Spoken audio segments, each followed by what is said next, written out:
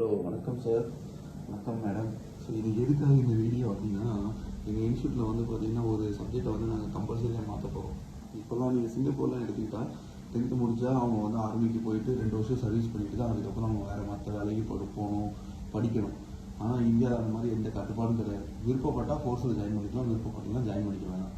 அப்போ அந்த மாதிரி தான் இருக்குது. ஸோ 10th முடிச்சோ, இல்லை ஹைஸ்கூல் டிப்ளமோ முடிச்சோ, ஜூனியர் காலேஜ் முடிச்சோ, இல்லை +1 +2 முடிச்சோ, இல்லை டேரெக்டாக இன்டர்மீடியட் முடிச்சோ, இல்லை சீனியர் செகண்டரி முடிச்சோ வந்து பார்த்தீங்கன்னா டிப்ளமோ முடிச்சோ வந்து ஃபோர்ஸில் ஜாயின் பண்ண கட்டாயம் கிடையாது. பட் நாங்கள் எங்கள் இன்ஸ்டியூட்ஸில் வந்து பார்த்தீங்கன்னா அவுட் ஆஃப் 5 சப்ஜெக்டில் ஒரு லாங்குவேஜ் 4 மெயின் சப்ஜெக்டில் ஒரு சப்ஜெக்ட் நாங்கள் மிலிட்ரி ஸ்டடீஸ் வந்து கம்பல்சரியாக நம்ம கொடுக்கணும். பசங்களுக்கு ஃபோர்ஸஸ் பற்றி கற்றுக் கொடுக்கணும். அவங்க ஃபோர்ஸஸ் போகணும், ஃபோர்ஸை பற்றி கற்றுக் கொடுத்தா நிறைய பேர் வந்து ஃபோர்ஸில் போய் ஜாயின் பண்ணுறதுக்கு வாய்ப்பு இருக்குது. ரெண்டாவது பசங்க வந்து பார்த்தீங்கன்னா நீங்கள் வர பசங்க ஒரு இன்டிசிப்ளினாக இருக்காங்க. ஓகேங்களா? அவங்களுக்கு ஃபோர்ஸ் பற்றி தெரிஞ்சு அவங்க ஒரு டிசிப்ளினாக மாறதுக்கு நிறைய வாய்ப்பு இருக்குது.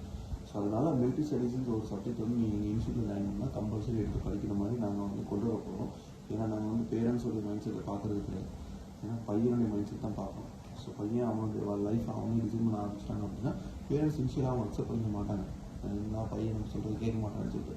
பட் நான் லைஃப் போக எவ்ரிதிங் வில் பி ஆல்ரைட். அவங்க அந்த விஷயத்தில் ஃபைன் ஆகிட்டான் அப்படின்னா எல்லாமே ஆல்ரைட் ஆகிடும். ஸோ அதோட எங்கள் இன்ஸ்டியூட் நீங்கள் ஜாயின் பண்ணுறீங்க அப்படின்னா கம்பல்சரி மிலிட்ரி சர்டிஃபிகேட் எடுத்து